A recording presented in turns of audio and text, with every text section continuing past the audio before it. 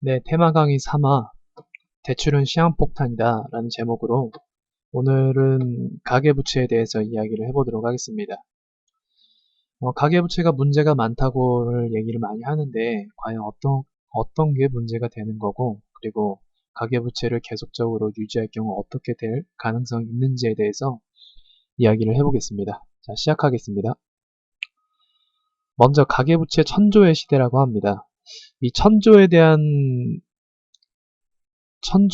이 감이 많이 잘 안 잡히실 것 같아서 먼저 이걸 짚고 넘어가려고 해요. 과연 가계부채가 천조인데 이 천조가 어느 정도의 규모를 말하는 걸까? 우리나라 GDP 대비해서요, 가계부채가 83.7%라고 합니다. 2011년 기준이거든요. 그럼 이 천조는요, 우리나라 GDP의 83.7%가 이 천조의 규모가 달한다라는 겁니다. 이 GDP는 무엇이냐면 우리나라 국내 총 생산 금액을 말하는데, 한마디로 말하면 우리나라 안에서 벌어들이는 모든 월급들을 합친 금액입니다. 사람들의 모든 소득을 합친 금액.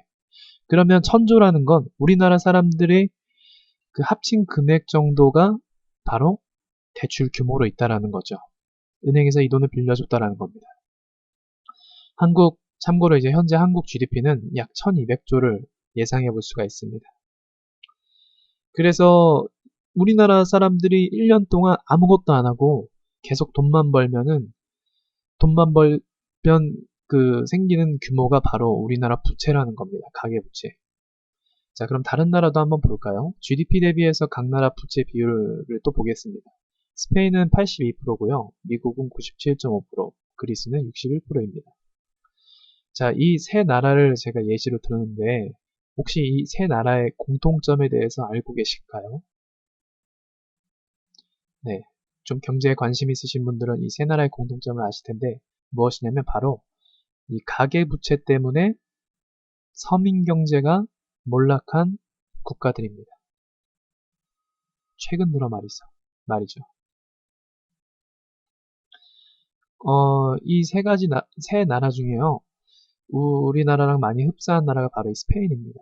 스페인도 가계부채가 82%였고요. 그리고 그 부채의 그 대상도 비슷합니다. 자, 그럼 우리나라 사람들 부채의 비중은 뭘까요? 네, 그건 바로 대부분 부동산이겠죠. 네, 우리나라 사람들이 가계부채를 갖고 있는 이유는 바로 부동산 때문입니다. 부동산이라고 하면 좀 더 거리감이 드는 단어일 수도 있겠는데 다른 게 아니라 부동산은 바로 내 집입니다. 우리가 살고 있는 아파트나 주택들이 바로 이 부동산 대출이었다라는 거죠. 자, 부동산 대출이면 그럼 알겠는데 왜 이렇게 부채가 많아졌을까요? 자, 그 정답은 단 하나입니다. 바로 부동산을 구매하기 위한 담보대출이 계속적으로 증가했다라는 것 때문에 이 부채가 우리나라가 굉장히 많은 것입니다. 예를 들어서요, 실제로 부동산을 구입할 때, 아파트를 구입할 때 시세가 4억짜리다 싶으면은 자기 자본으로 보통 2억 정도를 준비합니다. 그리고 은행 대출을 2억을 받게 되죠. 바로 이 부분이 우리가 하도 그 문제가 된다라는 가계부채가 되는 겁니다. 부동산을 구입할 때 4억이란 돈을 일시불로 구입하는 사람이 많이 없겠죠. 그렇기 때문에 은행에 대출을 끼고 부동산을 구입을 하는데 그 대출하는 게 바로 가계부채라는 거. 근데 부동산 값이 아시겠지만 계속적으로 상승을 했죠. 상승을 하니까 내가 갖고 있는 돈만으로는 구입할 수 없는 게 또 부동산이 돼버린 겁니다. 그래서 은행에 대해서 대출을 더 많이 받고 또 부동산 가격은 또 그럼으로써 또 계속적으로 오르고, 이런 부동산 원인으로 인해서요, 부동산 대출로 인해서 우리나라 부채가 이렇게 많아진 것입니다. 그러면 다음에 가계부채가 그럼 왜 위험할까요? 도대체 왜 위험하다고 말하는 걸까요? 자, 그 이유는 세 가지입니다. 첫 번째는요, 금리 변동성의 위험입니다.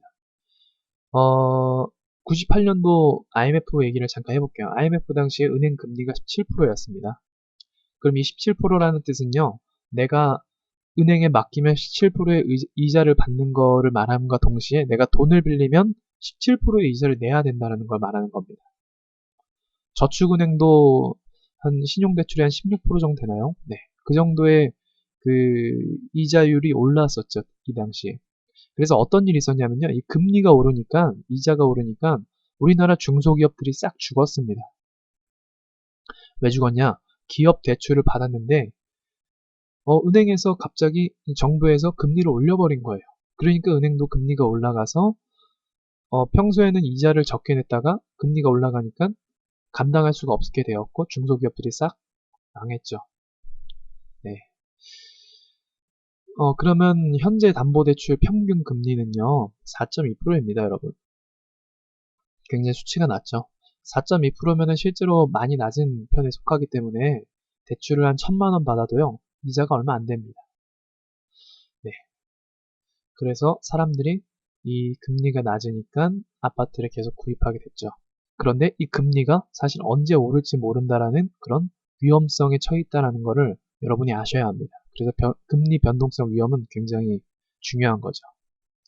자, 다음은 부동산 폭락의 위험입니다. 예를 들어서 4억짜리 집을 구입했습니다. 또 2억을 내 돈으로 주고 대출을 2억을 받고요. 근데 집값이 하락하자 시세가 3억으로 떨어졌다고 가정해 보겠습니다. 그러면요, 이 4억짜리 주택을 사신 분은 순식간에 1억을 손실 본 겁니다. 왜냐면 내 돈 2억 들어가 있고 이 대출받은 2억은 계속 갚아야 되기 때문이죠. 그래서 이 부동산 폭락의 위험도 가계부채에 한몫할 수 있다는 거죠. 자, 세 번째로는 고용의 위험이죠. 부채라는 건 기본적으로 남한테 빌린 돈이기 때문에 이자도 내야 되고 원금도 상환을 해야 됩니다. 그러면은 그 돈을 갚기 위해서는 내가 직장 생활을 계속해야 되고 소득을 발생시켜야 되는데 직장을 잃게 되면 대출을 상환하지 못하게 되기 때문에 부동산 차압이 됩니다. 자, 여러분 그렇다면은 우리가 이 부동산 가계부채를 갚기 위해서는 계속적인 경제 활동을 해야 된다는 게 전제로 깔리죠.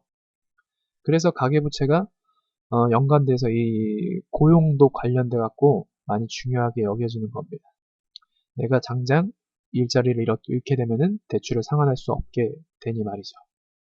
그래서 이 세 가지가 가계부채가 위험하다라고 말하는 것 중에 대표적인 이유입니다. 자, 그러면 금리가 오를 수도 있다라는 전제를 먼저 여러분들이 생각을 했으면 좋겠습니다. 자, 왜 그러냐면요. 정부의 자금이 부족해지면 국채 금리를 올리기 때문입니다. 그 대표적인 예를 보자고 한다면 바로 그리스죠. 아까 말씀드렸죠. 그리스도 가계부채 때문에 서민 경제가 몰락했다고요. 그 대표적인 이유가 금리를 올렸기 때문입니다. 여기 말한 대로 위에 써 있는 대로 정부 자금이 부족해져서 그리스가 국채를 발행했는데 이제 국채라는 거는 나라에서 발행할 수 있는 건데 국채를 사면은 그 나라에 돈을 빌려주는 개념이 되는 겁니다. 그래서 국채가 만기가 되면은 그 국채를 발행한 나라에서는 원금과 이자를 지급해야 합니다. 자, 아무튼 그리스가 16%고 스페인은 7%입니다. 그러니까 사실 똑같아요. 우리나라랑. 그리스도 스페인도 서민들이 부동산을 구입을 했는데 국민들이 부동산을 구입했는데 금리가 올라가 버려서 이 서민들이 몰락해 버렸다라는 거죠. 우리나라랑 상당히 비슷한 구조를 갖고 있습니다. 자, 그렇기 때문에 우리나라도 이 자금이 부족해지면 국채를 올릴 가능성이 높다라는 거죠. 자, 주식시장에 대한 얘기를 해볼게요. 한국 주식시장이 현재 1900포인트를 유지하고 있는데 이거는 상당한 거품이라고 볼 수 있습니다. 거품은 뭐냐면 원래 가치는 1900포인트가 아닌데 너무 많이 올랐다라는 거죠. 코스피도 그렇고 코스닥 시장도 그렇습니다. 실제로 수출은 안 되고 있는데 기업의 실적은 저조한데 또 중소기업도 뭐 잘 나가지도 않고 문 닫는 기업들이 굉장히 많은데 코스피와 코스닥이 올랐다라는 겁니다. 이거는 기업의 실적에 의해서 오른 게 아니라 외국인 투자 자본이 들어왔기 때문에 오른 겁니다. 자, 그렇다라는 건 외국인 투자 자본이 빠지면 어떻게 될까요? 예, 영락없이 꼬꾸라지겠죠. 지금 그런 상황입니다. 우리나라 코스피 시장의 30% 정도가요. 약 30% 정도가 유럽 자금이 들어와 있습니다. 그렇다라는 건 유럽이 자금적 위기를 겪어서 우리나라 코스피 시장이 언제든지 자금을 빼게 되면은 우리나라 주가는 폭락하게 되고 그럴 때는 자금을 조달받기 위해서 국채 금리를 올리게 된다라는 이런 시나리오가 자연스럽게 성립이 되는 겁니다. IMF 때도 마찬가지였거든요. 자, 그럼 실제로 금리를 올리게 되면 이자가 얼마나 차이가 나냐? 대출 대출을 2억 원 받았을 때를 가정해 볼게요. 근데 4.2%입니다. 2억 원 받았을 때. 그러면 월 납입 이자는요, 70만 원입니다. 70만 원인데 만약에 17%로 오른다. IMF와 같이. 그러면 월 이자가 납입해야 되는 거 이자가 283만 3,333원이 된다는 거죠. 280만 원 정도로 이자가 뛴다라는 겁니다. 이런 위험성이 있기 때문에 가계부채는 굉장히 위험하다라고 얘기할 수 있는 거죠. 그래서 정부에서도 쉽게 금리를 올리기가 어렵습니다. 왜냐하면 금리를 올리게 되면 사람들의 이자 부담이 커져갖고 이 내수적인 그 소비나 그런 것들이 많이 위축되겠죠. 자, 그래서 이제 결론을 말씀드리자면은 제가 드리고 싶은 결론은 가계부채를 서둘러서 정리하자입니다. 근데 무조건 정리하는 게 아니라 이 기준이 있습니다. 만약에 부채 비율이 연소득을 넘어간다면 반드시 처분을 하셔야 합니다. 예를 들어서 소득이 3천만 원이에요. 연소득이. 연봉이 3천인데 부채가 3천만 원을 이상으로 간다? 그러면은 여러분들께서는 이 부채를 서둘러서 정리를 하셔야죠. 뭐 정리 방법이야 뭐 제가 딱 어떻게 하라고 말씀드릴 수는 없겠지만 아무튼 굉장히 위험하다라는 겁니다. 금리가 조금만 올라가고 또 원금도 상환하려고 하는데 연봉 소득을 넘어간다라고 한다면 부담이 되는 거 맞는 거죠. 당연한 거죠. 자, 그리고 독립하는 그 기혼 가정들, 그러니까 이제 주택을 얻으려고 하는 기혼 가정들은요, 무리하게 주택을 얻으시면 안 됩니다. 무리하게라는 말뜻은 당연히 대출을 무리하게 받지 말라는 겁니다. 네, 지금은 부채를 계속 줄여나가는 게 어떻게 보면은 대한민국 지금 경제에서 살아남는 방법이 될 수가 있습니다. 자, 그 다음은 이제 주택을 마련하려고 하시는 분들이 혹시 계시다고 한다면 일단은 현금을 보유하시고요. 시기를 기다리시는 게 좋습니다. 이리 봐도 저리 봐도 지금은 아닙니다. 왜냐하면 이 경제, 우리나라 코스피와 연관돼서 부동산 시장이 어떻게 될지 모르거든요. 지금 굉장히 뭐랄까요? 끓는 물 상태라고 해야 될까요? 그렇기 때문에 현금을 일단 보유하시고요. 시기를 기다리시는 게 좋을 것 같습니다. 네, 가계부채에 대한 이야기를 드려봤어요. 중요하다고 제가 생각되는 거는 아무래도 이제 금리의 변동성이 가장 위험하다고 생각을 합니다. 네. 그리고 부동산 폭락에 대해서도 이 코스피 위험이 오면 부동산 폭락 동시에 옵니다. 그러니까 스페인 같은 경우는 어떤 시나리오가 됐던 거였냐면요. 일단은 주가가 폭락했습니다. 주가가 폭락하니까 아까 말씀드렸던 것처럼 주식 자본이 빠져서 그 자금을 조달받기 위해서 금리를 올리게 되었습니다. 금리를 올리니까 사람들이 부동산 또 못 사겠죠. 왜냐하면 비싼 이자를 내야 되니까.